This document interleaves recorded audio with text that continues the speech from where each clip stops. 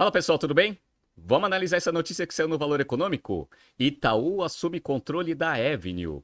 O Itaú, ele anunciou no dia 1º de dezembro que comprou 17% a mais da participação que ele já tinha na Avenue, tendo agora mais de 50% e sendo controlador da operação para conseguir executar a sua estratégia de conta global. Mas será que essa é a melhor estratégia que o Itaú poderia executar para oferecer essa conta global para todos os seus clientes? É isso que a gente vai ver aqui nesse BTC News. Se você gosta das nossas análises, por favor, dê um like nesse vídeo. E se você puder compartilhar as nossas análises com pessoas que possam fazer bom uso delas, a gente agradece. Bom, vamos começar aqui só contando um pouco da história do porquê que esses bancos estão começando a ter essas estratégias de conta global.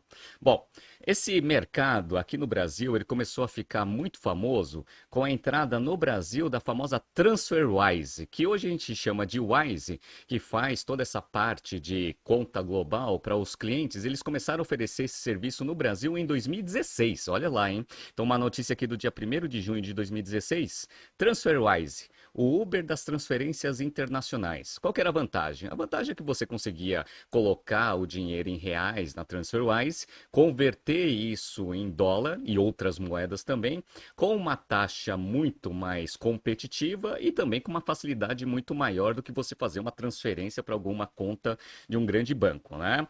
E aí o que aconteceu? A TransferWise, ela trabalhou aqui no Brasil nesse mercado de conta global por bastante tempo, até que em 2020 foi criada uma operação aqui no Brasil para ser concorrente da Wise, que é a Nomad.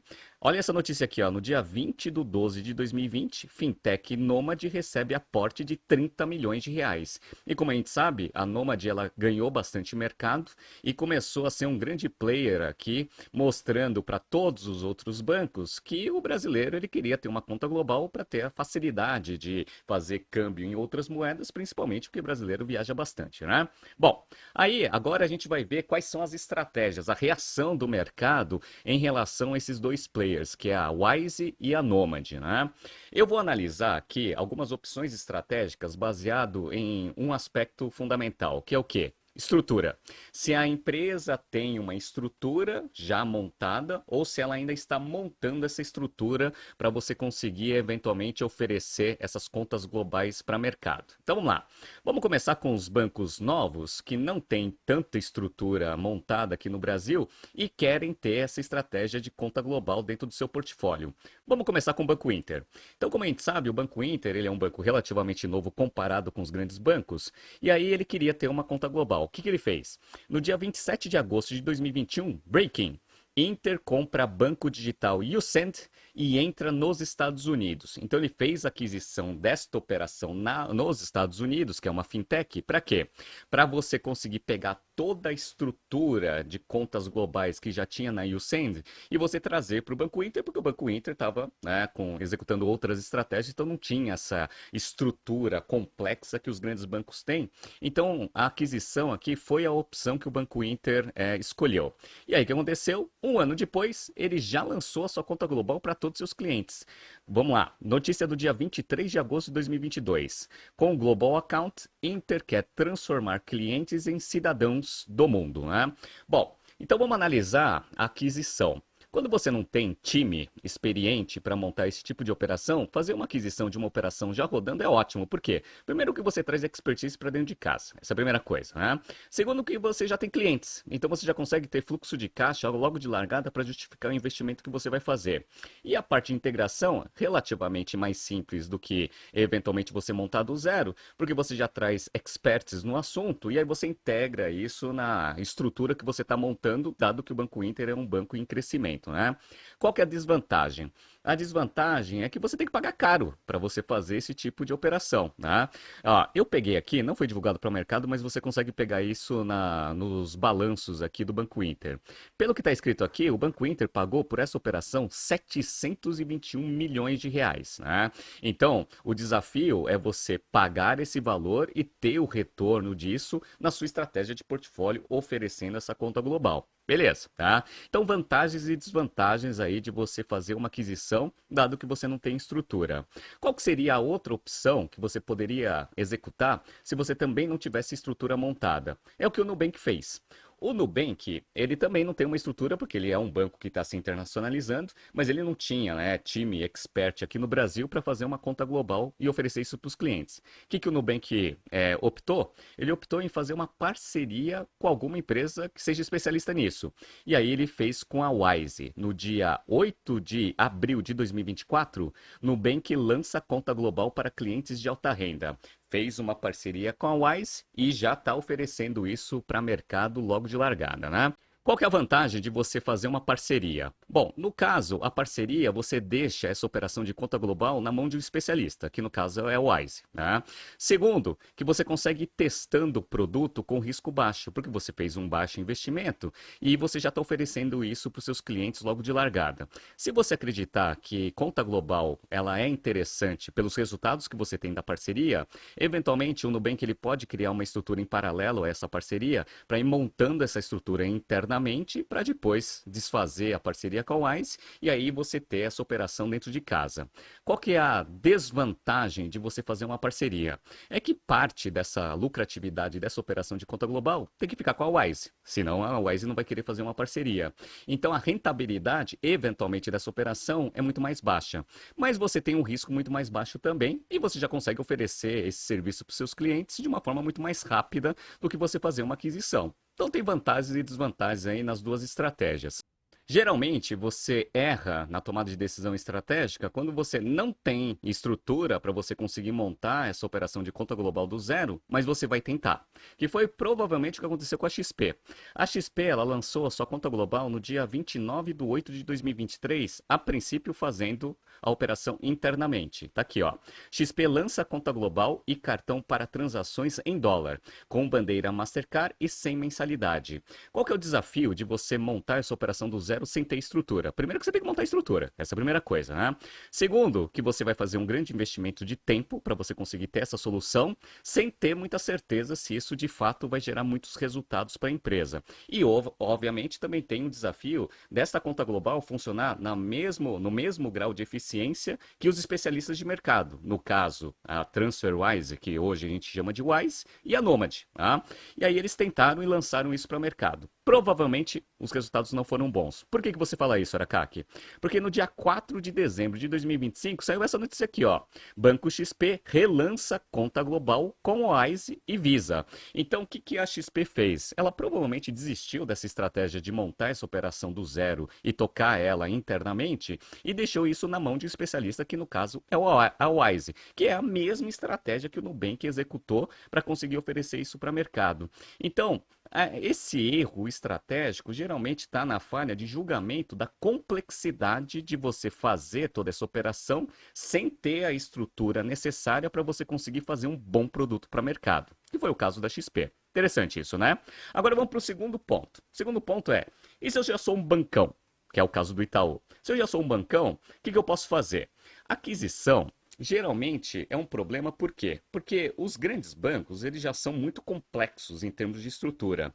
Se você compra uma empresa e não faz o due diligence técnico da integração dos sistemas desse especialista dentro da estrutura que você já tem montada e já está rodando por bastante tempo, talvez o desafio de integração ele seja muito difícil de você conseguir executar.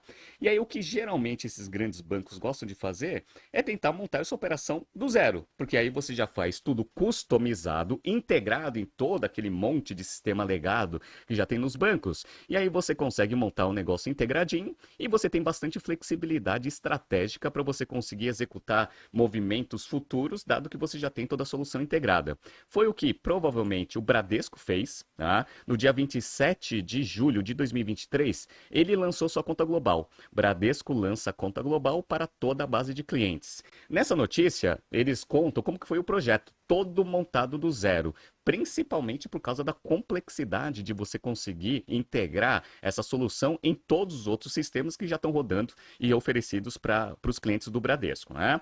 E o Santander, ele também foi para a mesma estratégia. No dia 5 de 12 de 2023, Santander agora também terá conta internacional. No caso deles, é até um pouco mais fácil, porque como é um banco global, você tem toda uma estrutura global montada. A princípio, o desafio de integração ele é muito menor melhor, dado que você já consegue montar essas operações integradas nas próprias unidades do Santander no mundo inteiro. Então, eles decidiram fazer a solução internamente. Qual que é a vantagem? Eu já falei para você, né? Então, você tem integração em todos os sistemas que já existem dentro da companhia, você consegue ter muito mais flexibilidade de customização.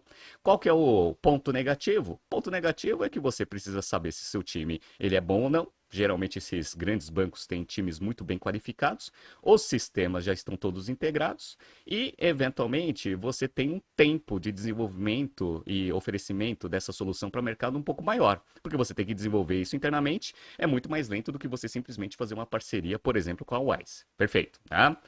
E temos o caso do Itaú. Na minha visão, o Itaú optou pela pior solução que existe, porque não traz os benefícios das outras opções que a gente analisou agora, que foi fazer o quê? Compra parcial de um especialista. Lá no dia 8 de julho de 2022, o Itaú comprou 35% da Avenue por 493 milhões de reais. E aí começou essa estratégia de conta global com um parceiro, no caso a Avenue. Por que que compra parcial não é a melhor solução na sua visão, Aracaki? Vamos lá?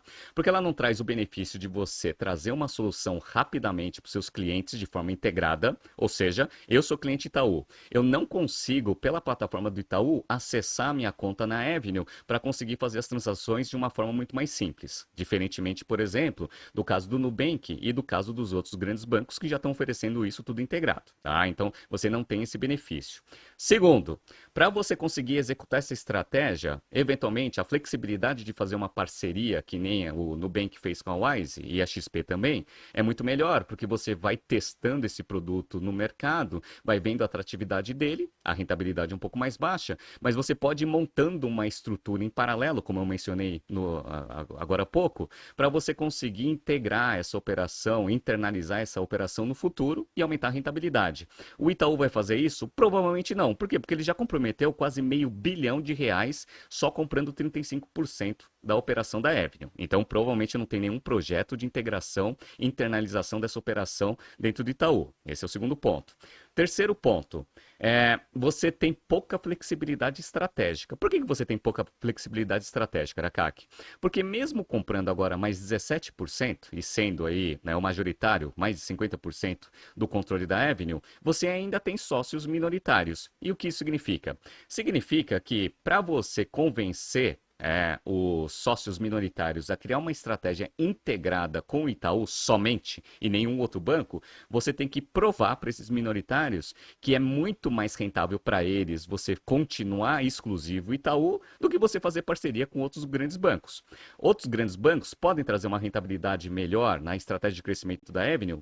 Talvez sim, tá? Isso precisa ser discutido. Então, até as tomadas de decisão, quando você não tem controle total da operação, elas ficam muito mais lentas. E foi a opção do Itaú. Então, essa opção é cara, ela não é rápida e ainda depois que você exercer todas as opções de compra de todas as participações dos minoritários, ainda vai ter o tempo de você conseguir integrar os sistemas da Avenue nos sistemas do Itaú, que não deve ser uma coisa fácil, para você conseguir oferecer isso integrado para o seu cliente. Então é isso que o Itaú está fazendo, a pior opção de estratégia de conta global, dentre várias opções que a gente já analisou aqui nesse BTC News. E agora a gente entra na notícia principal para a gente ver como que foi feita essa transação. Vamos dar uma olhada? Vamos lá, ó. O Itaú Unibanco exerceu uma opção de compra na Avenue, adicionando uma fatia de 17,19% na corretora, voltada para brasileiros que investem no exterior. O banco se torna controlador da empresa, com uma participação de 50,1%. O valor total da transação não foi divulgado até o momento. Vamos lá. O Itaú havia comprado 35% da empresa de investimentos em 2022 por 493 milhões de reais, dos quais 333 milhões de reais foram para o bolso dos acionistas da Avenue e o restante em aporte no caixa. Na tratativa, acordou também que poderia adquirir mais 15,1% após 2 anos para passar de metade do capital. Como a participação do Itaú tinha sido diluída para 31,91% em função de um programa de distribuição de ações a funcionários, stock option, o banco teve que comprar uma fatia maior agora para atingir a posição de controle. Olha, o Itaú na mão da Avenue, olha que coisa. Pelo acordo, o Itaú ainda pode exercer uma nova opção de compra para adquirir a parcela restante da empresa após 5 anos do fechamento do acordo. Procurados, a Avenue disse que o processo no CAD, que ainda vai ter que aprovar essa nova etapa de mudança de controle, é parte do acordo já anunciado anteriormente e não representa qualquer mudança operacional no dia a dia. Itaú não comentou o assunto. Então, olha que interessante, né, o que aconteceu. O Itaú, ele optou pela opção, na minha visão, mais complexa, mais cara e mais difícil de você conseguir executar para mercado. Além disso, você tem um time to market muito mais longo do que todas as outras estratégias que a gente viu que os outros bancos com estrutura e sem estrutura estão executando. E vamos ver o que vai acontecer, né? Já gastou uma fortuna aí comprando aí 50,1%, mas só vai conseguir fazer essa estratégia de forma integrada que nem os outros bancos a partir do momento que ele comprar 100% dessa operação. E pelo que está no acordo, ele tem uma opção aqui após 5 anos. Então ainda vai demorar mais 5 anos para o Itaú oferecer isso integrado na sua plataforma para os clientes de estratégia de conta global. Eu sou um cliente do Itaú e eventualmente eu tenho que esperar mais 5 anos para conseguir ter essa solução integrada. Vamos ver o que vai acontecer, mas eu acredito que o Itaú ele fez, na minha visão, um erro de julgamento aí nessa tomada de decisão, mas agora vamos ver cenas dos próximos capítulos, né? Tá surgindo aqui alguns BTCs News passados para vocês se atualizarem. Não se esqueça de se inscrever no nosso canal e na nossa newsletter. Grande abraço e até a próxima edição.